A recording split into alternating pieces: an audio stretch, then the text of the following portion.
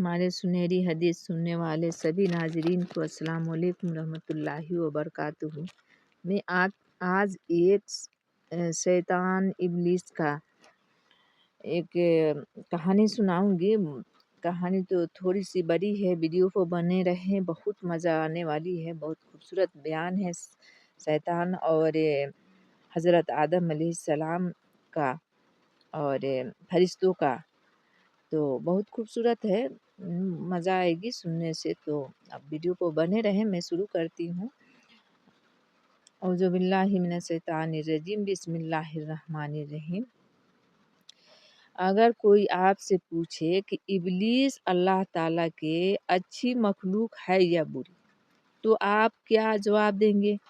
ہمارے ایک دوست کا کہنا ہے کہ تخلیق کے لحاظ سے ابلیس برا نہیں ہے، صرف ظاہری اعمال کے لحاظ سے وہ برا بنا ہوا ہے۔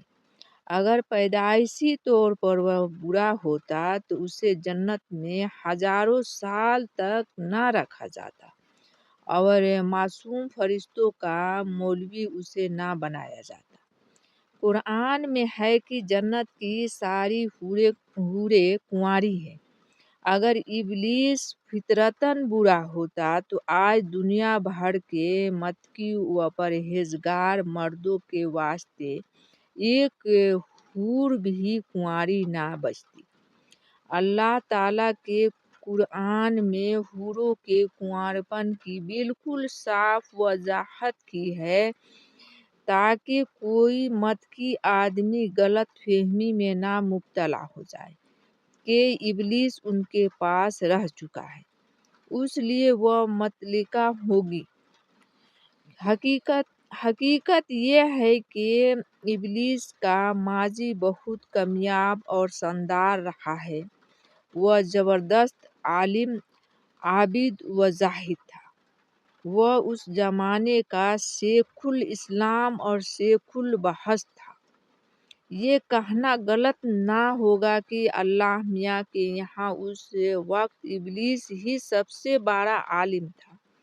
اگر وہ تکبر اختیار نہ کرتا اور اللہ میاں کو ناراض نہ کرتا تو وہ یقیناً اس قابل تھا کہ اسے قوم جنات میں اسپیشل پیغمبر بنا کر بھیجا جاتا۔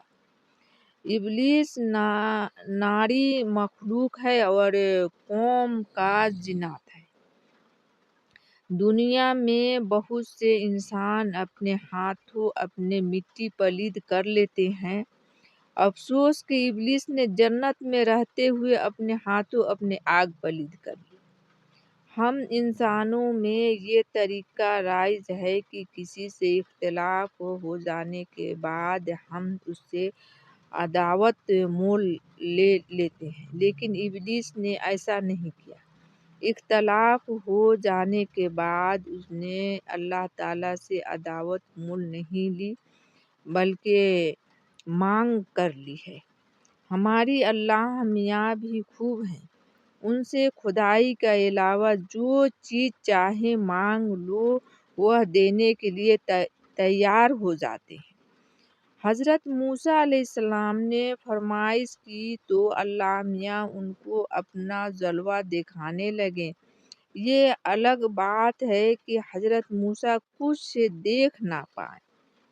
اب دیکھیے کہ سخت ناراضگی کے باوجود اللہ میاں نے ابلیس کو شیطانی کرنے کی اجازت دے دی۔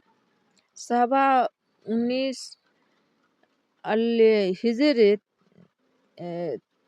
32۔ غالباً اللہ میاں نہیں چاہتے تھے ذرا سی بات پر ایک پیمانے وفادار خادم سے ہزاروں سال پرانا تعلقات بالکل ہی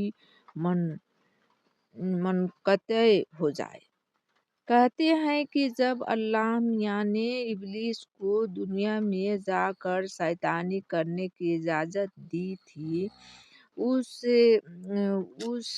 وقت مرزا غالب رحمۃ اللہ علیہ عالم ارواح میں پیچھے ہوئے یہ سب منظر دیکھ رہے تھے۔ غالباً रूहानी शायर थे, चुनांचे उन्होंने फौरन उस शायर पर गिरह लगा ली थी।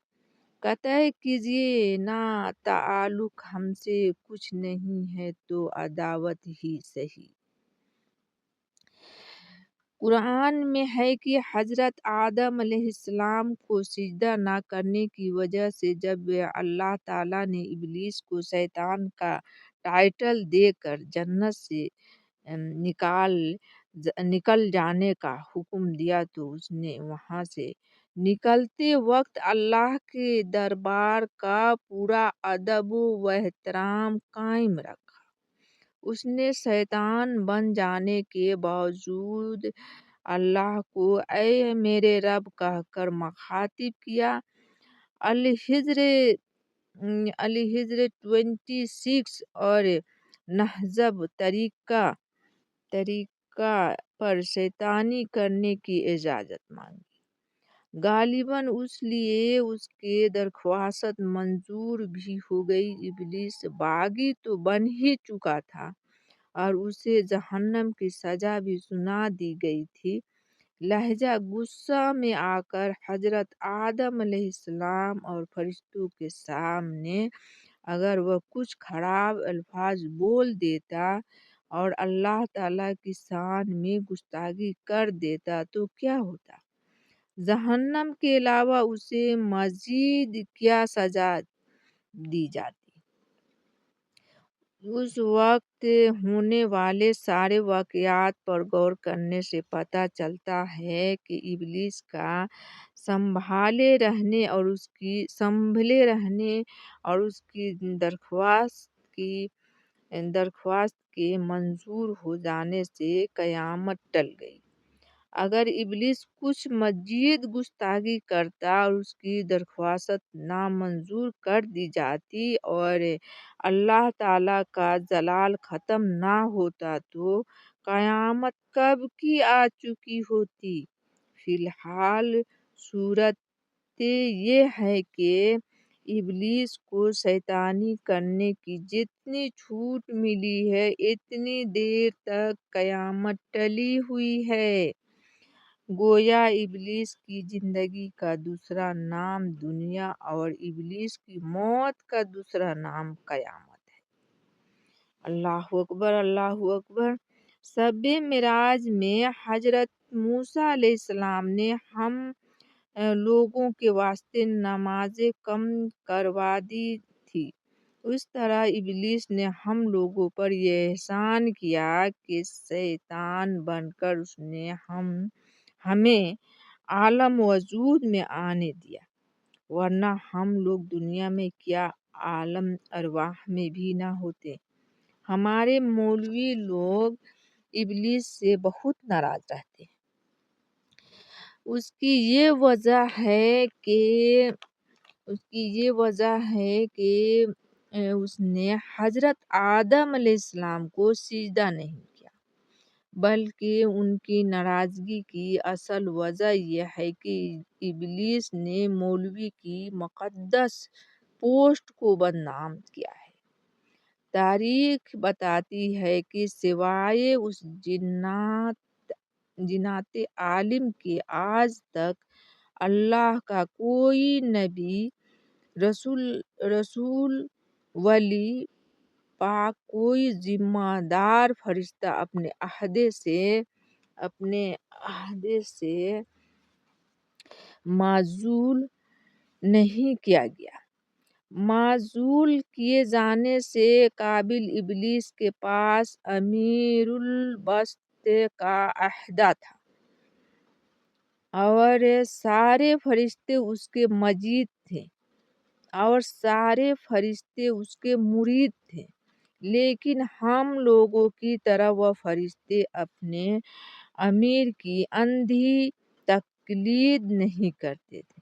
जब अल्लाह ताला ने हजरत आदम अलैहिस्सलाम को सिजदा करने का हुक्म दिया तो अमीरुल बहिश्त साहब अकड़े खड़े रहे, लेकिन उनके सारे मुरीद फौरन सिजदा में चले गए। اگر فرشتے بھی اپنے امیر کی اندھی تقلید کرتے تو یقیناً وہ سب بھی جنت سے نکالے جاتے۔ اس لیے معلوم ہوا کہ فرشتے سیرت لوگ اپنا اچھا برا خود دیکھتے ہیں، وہ ہر معاملے پر اپنے امیر کی تقلید نہیں کرتے۔ ہر چیز کے دو روپ ہوتے ہیں، ایک ظاہری روپ اور دوسرا باطنی روپ، ایک اچھا روپ دوسرا برا روپ۔ ابلیس کے بھی وہ روپ ہے، ہم لوگوں کو اس کا برا روپ زیادہ نظر آتا ہے، لیکن اس کا ایک فائدہ مند روپ بھی ہے۔ اصلیت یہ ہے کہ اس کی شیطانی سے ہزاروں اچھی چیزیں سامنے آئی ہیں۔ مثلاً اس کی شرارت کی وجہ سے حضرت آدم علیہ السلام کے خاندان میں 1,24,000 پیغمبر پیدا ہوئے، سینکڑوں آسمانی کتابیں نازل ہوئی، ہمیں قرآن شریف پڑھنے اور عمل کرنے کو ملا، نماز روزہ اور حج جیسی پیاری عبادتیں ادا کرنے کو ملی۔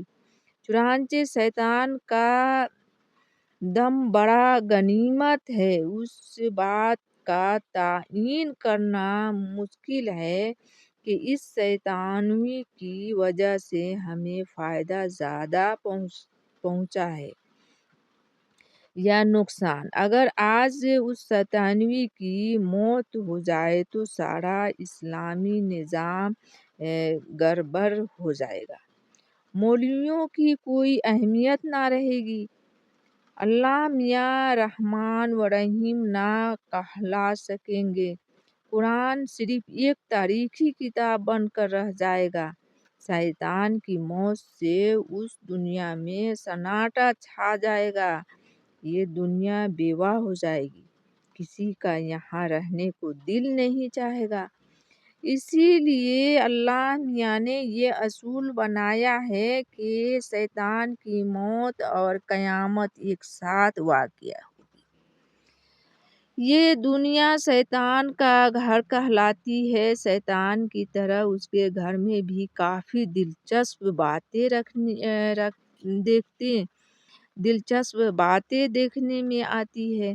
مثلاً دیکھا گیا ہے کہ دنیا میں جب کسی عالم کو کسی وجہ سے گرفتار کیا جاتا ہے تو وہ جیل میں جا کر اور زیادہ مذہبی بن جاتا ہے۔ تاریخ بتاتی ہے کہ ہمارے بڑے بڑے نامور علماء نے جیل میں جانے کے بعد دین کی بڑی خدمت کی ہے۔ جیل میں رہتے ہوئے انہوں نے قرآن و حدیث کی عمدہ تفسیریں لکھی ہیں اور مفید کتابوں کے ترجمہ کیے ہیں۔ ایک کہانی میں یہ لطیفہ پڑھا تھا کہ ایک مسلمان بادشاہ کو جس سیاسی مولوی سے دین کی خدمت لینی ہوتی تھی تو وہ اسے گرفتار کر لیا کرتا تھا۔ ابلیس بھی سابق عالم دین ہے، چنانچہ اللہ میاں اس سابق عالم سے بھی ہر سال دین کی کچھ خدمت لے لیتے ہیں۔ حدیث میں آیا ہے کہ ہر سال رمضان شریف میں ابلیس کو گرفتار کر لیا جاتا ہے۔ اپنے کو گرفتار کروا کر ابلیس پوری 1 ماہ تک دین کی خدمت کرتا ہے۔ ازل میں رحمان اور شیطان جو معاہدہ ہوا تھا اس میں شیطان کی گرفتاری کا کوئی تذکرہ نہیں ہے۔ اس لیے ابلیس کی یہ نیکی کہ وہ رمضان میں جیل خانہ چلا جاتا ہے۔ ہم لوگ سمجھتے ہیں کہ شیطان اب کوئی اچھا کام کرتا ہی نہیں ہے۔ ہمارا یہ نظریہ 100% صحیح نہیں ہے۔ قرآن پڑھنے سے پتہ چلتا ہے کہ زمین و آسمان کی ہر چیز اللہ کی حمد و ثنا کرتی ہے۔ سورہ جمعہ اس آیت میں شیطان کو مستثنی قرار نہیں دیا گیا ہے، اس لیے ہم کہہ سکتے ہیں کہ شیطان بھی اللہ کی حمد بیان کرتا ہے گو کہ شیطان کا کوئی نیک کام اللہ کے یہاں اب قبول نہ ہوگا، لیکن انصاف کا تقاضا ہے کہ اس کے نیک کام کو نیک کہا جائے۔ اللہ کو رب کہنا اور اللہ کی حمد و ثنا کرنا، اللہ کی عزت کی قسم کھانا، روزہ داروں کو چھوٹ دینا، یہ سب اس کے نیک کام ہیں۔ بزرگوں کا کہنا ہے کہ جب کوئی مسلمان ننگے سر پھرتا ہے تو شیطان اس کے سر پر چپت لگاتا ہے، یعنی شیطان یہ چاہتا ہے کہ مرد، عورت اور بچے سب ہر وقت اپنا سر ڈھانپ کر رکھا کریں۔ شیطان کی اس شرارت کو کون برا کہہ سکتا ہے؟ یہ کام تو وہ مولوی کو خوش کرنے کے لیے ان کی مواقف میں کرتا ہے۔ سب جانتے ہیں کہ نیک لوگ شیطانوی کی چپت سے بچنے کے لیے نہیں بلکہ شریعت پر عمل کرنے کے لیے نیت سے ہر وقت ٹوپی پہنے رہتے ہیں۔ یہی سے مولوی کا فتویٰ ہے کہ ننگے سر نہیں ہوتی، لیکن حیرت کی